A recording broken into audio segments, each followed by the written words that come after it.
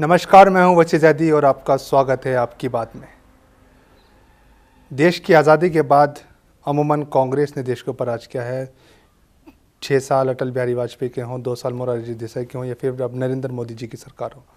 लेकिन इसके अलावा अगर हम बात करते हैं, अमूमन कांग्रेस सत्ता में रही और पंडित जवाहरलाल नेहरू से लेकर राहुल गांधी तक अगर हम देखते हैं, इंदिरा गांधी आई, राजीव गांधी आए, सोनिया गांधी जी का वर्चस्व रहा राष्ट्रीय अध्यक्ष के तौर पर। इस बीच में कांग्रेस में कितना परिवर्तन हुआ? वो पार्टी जो देश के ऊपर राज कर रही थी, उस पार्टी ने किस लिहाज से एक 44 सीटों पर सीमित हुई, किस तरह परिवर्तन हुआ कांग्रेस के अंदर? सीधे बात करते हैं। मेरे साथ मौजूद एक बहुत पुराने कांग्रेसी, पंडित जवाहरलाल नेहरू से लेकर राहुल गांधी तक के दौर को देख चुके हैं, उत्तराखंड के राज्यपाल अजीज़ कुरैशी जी। स्वागत है राज्यपाल जी आपका। जी, थैंक यू। कुरैशी जी, मैंने पढ़ा था एक जगह, इंदिरा गांधी जी के जो सबसे 100 वफादार कांग्रेसी थे उसमें आपका भी नाम शामिल था, और उस बीच से लेकर एक बार 1978 में उनके लिए आप जेल भी गए थे। इंदिरा गांधी या फिर हम पंडित जवाहरलाल नेहरू से लेकर आज राहुल गांधी तक की बात करते हैं, कांग्रेस का ये दौर और साथ में आपका भी दौर किस तरह देखते हैं? देखिए, मुझे नहीं मालूम कि मैं 100 में था या नहीं था, लेकिन एक बात कहने में मैंने कभी कोई झिझक महसूस की, न डर रहा। क्या मैं नेहरू लॉयलिस्ट, नेहरूवियन हूँ मैं। तो मैं जो नेहरू जी की विचारधारा, उनका कंट्रीब्यूशन, उनका योगदान इस देश में रहा, मैं उनका फॉलोवर रहा हूँ अपने जीवन के शुरुआत से। जब मुझ में थोड़ी कुछ समझ आई, जब राजनीति क्या होती है, हालात क्या होते हैं, उस दिन से मैंने अपने आप को पंडित नेहरू के चरणों में अर्पित कर दिया था। और उसकी वजह वो थी, उनका पहला भाषण, आज़ाद हिंदुस्तान के प्रधानमंत्री का पहला भाषण, जो रात को 12 बजे 14 अगस्त और 15 अगस्त के बीच जब देना उन्होंने किया, जहाँ उन्होंने कहा कि long years ago we made a tryst with destiny and now the time comes when we can redeem our pledge, not wholly or in full measure, but very substantially. At the stroke of midnight hour, when the world sleeps, India shall awake to life and freedom. आप मुतासिर हुए इससे मुतासिर तो होना था, यह नहीं हुआ। ये आगे जब उन्होंने कहा, ये एक्चुअल वर्ड्स मुझे उनकी याद नहीं, लेकिन उसका मतलब ये था, but our journey doesn't stop here till there are eyes, till there are tears in the eyes of suffering humanity, till we wipe out each tear from every eye. Our journey will not stop, our destination shall not reach. And we dedicate ourselves to the people of India and yet to the larger cause of humanity. तो वो उनके जो शब्द थे, आज इनकी importance शायद लोग महसूस नहीं कर सकें, लेकिन उस वक्त ये आग के शोले थे, मतलब बिल्कुल। ये मेरी पौध, मेरी जनरेशन, मेरे बाद की जनरेशन और वैसे पहले की जनरेशन, करोड़ों लोगों ने अपने आप को नेहरू जी की इस प्रतिज्ञा और इस कसम के साथ कि हर आँख से चुन चुन कर एक एक आंसू को पोंछ देना है, जो वास्तविक रूप में महात्मा गांधी की ही बात थी। जब पंडित जी ने पूरी कौम को अपने वहाँ अर्पित कर दिया, डेडिकेट कर दिया, तो करोड़ों लोगों ने अपने आप को पंडित जी के चरणों में अर्पित कर दिया। और मैं उन एक सौभाग्यशाली समझता हूँ अपने आप को, उन लोगों में जिन्होंने अपना सारा प्रतिज्ञा की कि अब सारा जीवन पंडित जी के कदमों में के पे निछावर है और सारी ज़िंदगी इनके रास्ते में काम करना होगा। कहाँ तक देखते हैं सफ़र को? जैसे पंडित नेहरू जी ने भी कहा था कि हर आँख से आंसू पहुँचना ही हमारी डेस्टिनी है। बहुत कुछ हुआ उसके बाद अगर हम अब तक देखिए, बहुत कुछ हुआ। आज जो आप मार्च में पहुंच रहे हैं, इसका किसके क्रेडिट किसको देंगे आप? क्या 3 महीने के मोदी जी के राज को? नहीं, शुरुआत तो कांग्रेस की समय से हुई। पंडित कांग्रेस के राज की बात नहीं है। पंडित नेहरू का जो विजन था, जो फोरसाइट थी, जो एक साइंटिफिक अप्रोच थी, एक लॉजिकल जो उनकी हालात के तहत उनकी स्टडी थी, उन्होंने शुरू दिन से department of academic energy and space कायम किया और उस पोर्टफोलियो को अपने पास रखा। होमी भाभा जैसे साइंटिस्ट को साथ लेके आए, अपने हाथ लेके आए ये। और वो दुनिया के उन चंद पहले लोगों में थे जिन्होंने कहा एटम्स फॉर पीस। एटम की बर्बादी, जो बम बना रहे हैं, हाइड्रोजन बम बना रहे हैं, जापान में गिराया अमेरिका ने नागासाकी और हिरोशिमा पे, खंडन कर दिया, ढेर कर दिया उसको आके। पूरी दुनिया में ख़तरा एटम बम का था। जब वियतनाम वार हो रही थी तो जो अमेरिकन जनरल थे उन्होंने परमिशन मांगी वहाँ एटम यूज़ करने की। ये बात पता है आपको?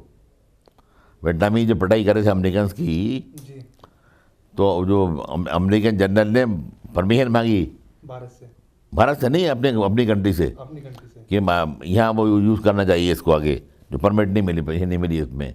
तो पंडित नेहरू दुनिया के उन चंद अमन पसंद लोगों में थे जिन्होंने एटम्स फॉर पीस कह के सारी दुनिया के में शांति स्थापित की। और जो आज जो हमारा जो विकास डेवलपमेंट है, इंडस्ट्रियल, साइंटिफिक, एग्रीकल्चरल, ये सारी बुनियाद रखी हुई पंडित नेहरू की है, जो उन्होंने 5 ईयर्स प्लान्स के थ्रू रखी। 5 वर्षीय योजना जिसका अध्ययन पंडित जी 1920s में करके आए थे, जो स्टालिन ने रशिया में शुरू किया था। स्टालिन ने रशिया में तरक्की जो की इसी 5 ईयर प्लान्स के थ्रू की थी आगे। ये यही सवाल यही है मेरा कुरैशी साहब कि नेहरू साहब से लेकर मनमोहन सिंह तक हम जो एक सफ़र देखते हैं, उस सफ़र में जो शुरुआत हुई देश आज़ाद होने के बाद 5 वर्षीय योजना आपने कही, कई सारे परमाणु बम हो, औद्योगिकी हो, कई सारे हमने तरक्की की। लेकिन उसके बाद मनमोहन सिंह साहब हम देखते हैं, कांग्रेस के पतन के कारण क्या मानते हैं आप? बड़े पुराने कांग्रेसी हैं, आज जो कांग्रेस बिखर गई, आज जो कांग्रेस के पतन का कारण एक शब्द में आप मुझसे कहें तो मैं नहीं कह सकता, लेकिन पहली बात जो थी कि पंडित नेहरू का जो रास्ता था, जहाँ वो लेफ्टिस्ट ओरिएंटेड उनकी पॉलिसीज थी, यानी ये he was left to the centre, other he was extreme leftist, लेकिन पॉलिसीज जो उनकी थी वो लेफ्ट टू द सेंटर थी यहाँ की। पंडित जी ने सारा हमारा, पंडित जी उन लोगों में थे जिनका ओरिजिनल ख्याल था कि all the means of production, their distribution, control, ownership, ये state, it should be controlled, owned and regularised by the state, सरकार को करना चाहिए। लेकिन क्योंकि मुल्क में हालात नहीं थे इस तरह के करने के, टोटल करने के, उन्होंने एक दूसरा वर्ड कॉइन किया जिसे आप कहते हैं मिक्स्ड इकोनॉमी। मिक्स्ड इकोनॉमी वो लेके आए। और पंडित जी का तब भी ख्याल था कि जितने हमारे पब्लिक सेक्टर्स हैं, बिजली का मामला है, स्टील का मामला है, और बड़े जो हमारे प्रोडक्शन सेंटर्स हैं, वो स्टेट कंट्रोल होना चाहिए उनको। अनफॉर्चुनेटली उनमें कमी आई और हमने वो रास्ता बढ़ा दिया, पंडित जी हमने रास्ता बढ़ा दिया। और आज जिस पार्लियामेंट के अंदर 400-500 अरबपति और करोड़पति लोग मौजूद हों, मेंबर्स पार्लियामेंट हर पार्टीज़ में, वो पार्टी नेहरू के ख्वाब की पार्लियामेंट नहीं हो सकती। वो party, that parliament can not be A parliament of the dreams of Jawaharlal Nehru, that parliament can not be A parliament of the dreams of Mahatma Gandhi, that parliament can not be A parliament of the dreams of Indira Gandhi. तो ये हमारे जो corporate house ने जो कब्जा किया politics में, पूंजीपति जो आ गए पॉलिटिक्स के अंदर, आगे नहीं है, ये सारी खराबी यहाँ से आई। और जो आम कार्यकर्ता था, सड़क पे जो आता था काम करने के लिए, वो सड़क पे काम करने कार्यकर्ता की वैल्यू ख़त्म हो गई। हमारी ग्रुप पॉलिटिक्स वजह है, कुछ पैसा, पूंजी, सरमाया, असर हमारा लोगों का, हमारे सरमाएदारों का, जो हर पार्टी में रहा, मतलब ये, इससे कार्यकर्ता का जो डेडिकेशन था, कमिटमेंट था, बिलीफ था, वो ख़त्म हो गया। वो कार्यकर्ता पीछे हो गया। अपॉर्चुनिस्ट, टाइम सर्वर्स, मौका परस्त, अवसरवादी, ये आगे आ गए और money power became a very important power. तो ये यही एक वजह है मोदी के ऊपर पतन की, पूरे राजनीति के पूरे देश में पतन की वजह है जिसमें अकेली कांग्रेस नहीं, सब जिम्मेदार है, सब में हो रहा है यहाँ पे आके ये। लेकिन कांग्रेस का हमारा जो कार्यकर्ता है, कांग्रेस का हमारा जो लोग कमिटेड लोग थे, उनको हम उनको पहचान नहीं पाए, सही स्थान नहीं मिल पाया उनको, और कुछ गलतियाँ हमारी हुई जिसकी वजह से हमारे हाल बुरा हुआ। मास बेस्ड जिनके लोग जो थे, मास बेस्ड जो लोग थे, जिनके रूट्स मासेज में थी, उनको हम पूरा मौका नहीं दे पाए, वो पूरे आगे नहीं आ पाए। वो ग्रुप पॉलिटिक्स हमारे जो थी। मनमोहन सिंह जी का दूसरा कार्यकाल दोहराना शायद एक वजह हो। मनमोहन सिंह जी बहुत ईमानदार आदमी हैं, बहुत योग्य आदमी हैं, बहुत बड़े आदमी हैं, बहुत काम किया उन्होंने आगे, लेकिन कुछ गलतियां भी उन्होंने की, कुछ फैसले भी उन्होंने जो किए वो प्रोपर नहीं थे। उनको लोगों ने ये समझा, चाहे उनका इंटेंशन ये नहीं रहा हो, लेकिन लोग ये समझे कि that is pro capitalist decision उनके हैं अकेले, ये वजह यह रही है। मतलब कुरैशी साहब, सवाल ये है कि जिन कार्यकर्ताओं ने आपने कहा कि उनका आत्मविश्वास टूटा, उनका भरोसा टूटा, कॉरपोरेट हो गई आजकल पार्टियाँ, वो सवाल एक है। लेकिन सवाल ये है कि आपने वो दौर देखा है, इंदिरा गांधी, जवाहरलाल नेहरू, राजीव गांधी। आज के इस बदलते परिस्थिति में, बदलती राजनीति की परिभाषा के तौर पर आप देखें, कहीं ना कहीं मन में एक टीस तो ज़रूर होती होगी कि वो कांग्रेस जिसने पूरे देश को आज़ाद कराने के बाद राज किया, अर्थव्यवस्था को ठीक करने के लिए कार्य किया, विकास के तौर पर कार्य किया, आज इस स्थिति में पहुंच गई, क्या वो नेता प्रतिपक्ष भी नहीं बना सकती? जो फीलिंग की बात, दिल की फीलिंग की बात है आप में, वो दिल में दर्द तो होता ही है। मतलब एक ज़िंदगी भर का इतिहास मेरा रहा है, मतलब पूरा आगे नहीं है, वो यकीनी दर्द तकलीफ होती है उससे, मतलब उसमें यकीनी तकलीफ होती है उसमें। तो आजकल क्योंकि पूरी परिस्थिति बदल, लोकतंत्र की जिसकी दुहाई देते थे, शायद वो लोकतंत्र नहीं रहा जो था पहले। उसके लिए कांग्रेस अकेली जिम्मेदार नहीं है।